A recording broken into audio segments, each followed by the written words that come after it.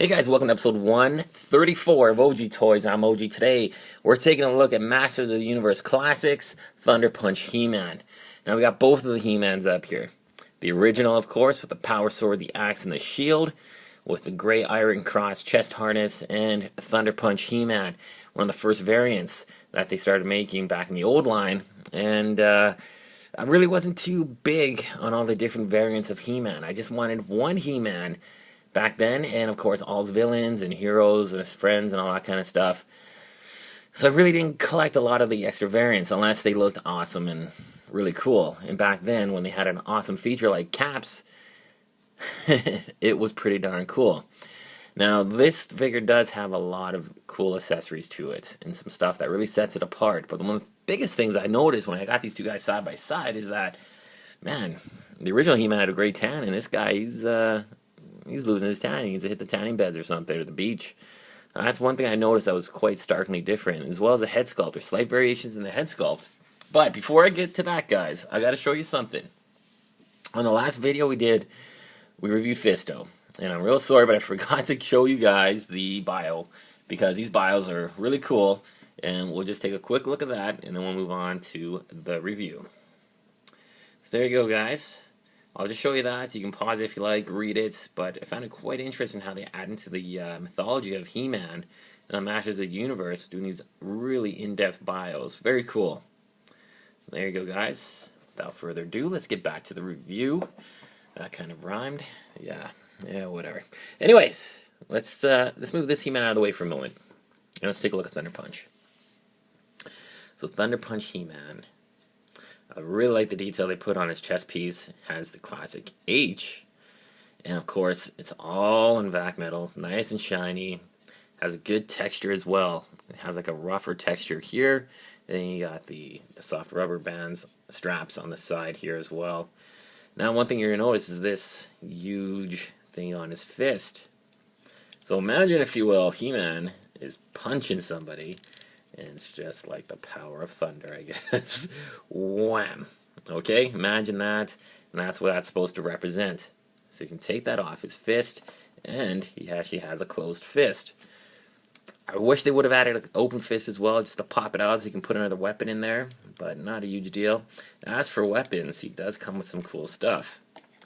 Now he does have a power sword in translucent yellow. It's pretty cool, just like the original did. I like that, actually. It's pretty neat. Now, his other accessory is his shield. Another vac metal shield. I love that. His sword can actually fit into there, clips in right there onto the wrist. And this is a really cool little accessory. It comes with, oops, caps. Of course, they're not real working caps, because that's dangerous now. And kids, well, kids are dumb these days, and they'll probably set themselves on fire or cause something to happen, and, you know, who knows what's going to happen. Back in the 80s, kids were still dumb, but people making the toys, well, they didn't have as many safety practices as they do now to protect young little ones, from any real stupid harm from their toys. Well, as much as they should. But anyways, nice little throw-in for you from Mattel. And here, let me pop his sword out of his hand, if I can. That's one thing, man. These fists are freaking stiff as heck. But on the back, you can see, what's this? He's got a huge backpack. Interesting. Well, back in the old days, you put the cap in, and I'll show you how that works. Alright. The caps would go right into there.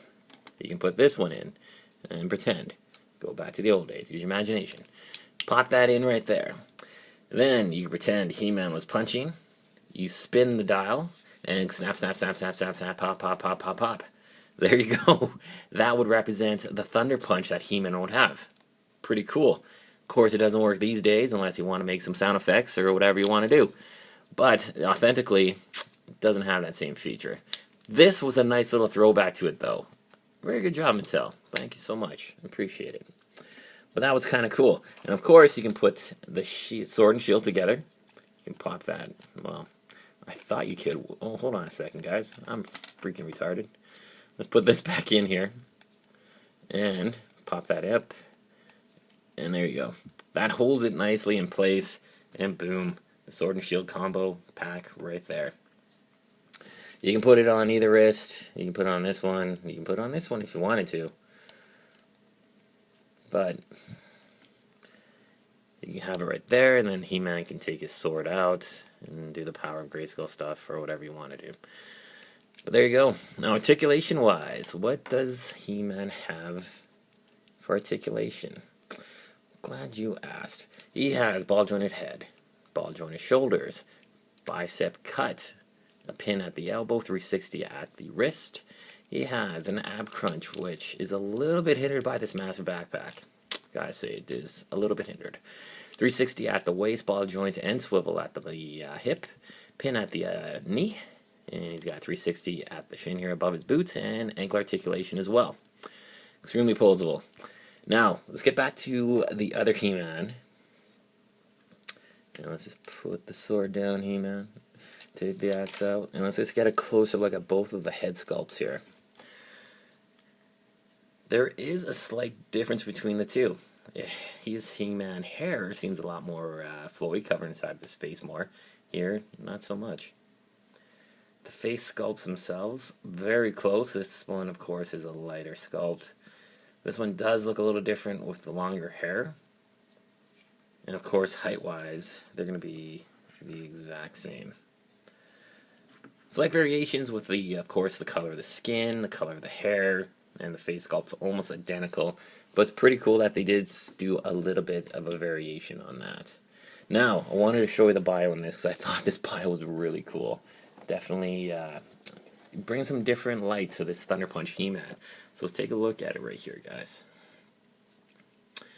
I'm actually going to read it to you. Why not? I'm going to read it to you. Okay, so, real name, Adam of the House of Randor. When Skeletor banished Randor to Despondos, he used Faker to convince the royal court that He-Man was not only a Gar, but also responsible for the king's death. Oh my God, Faker, you bad guy!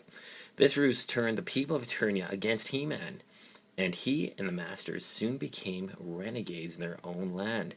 Driven to the underground caves of Tendaria, the Masters reformed as an elite attack squad. They returned to the surface and found not only Skeletor ruling Eternia, but King Hiss and a newly returned Hordak also challenging for control. To enhance his strength for these new battles ahead, He-Man used the power of Grayskull to energize his weapons, giving them a new Thunder Punch to combat evil. Pretty cool. Definitely sets up a cool play dynamic, you know, to the mythos of He-Man. That was pretty cool. So there you go, guys. Thunder Punch He-Man. Very cool figure. Got him at the convention as well. Great price on him. You know, it's less than $30. You're paying $22 plus shipping on MattyCollector.com. Great deal. Super happy to have it. And if you definitely want to get another version of your He-Man, this is a great one to pick up. Thanks for watching, guys. As always, rate, comment, subscribe, and stay tuned for more. Take care.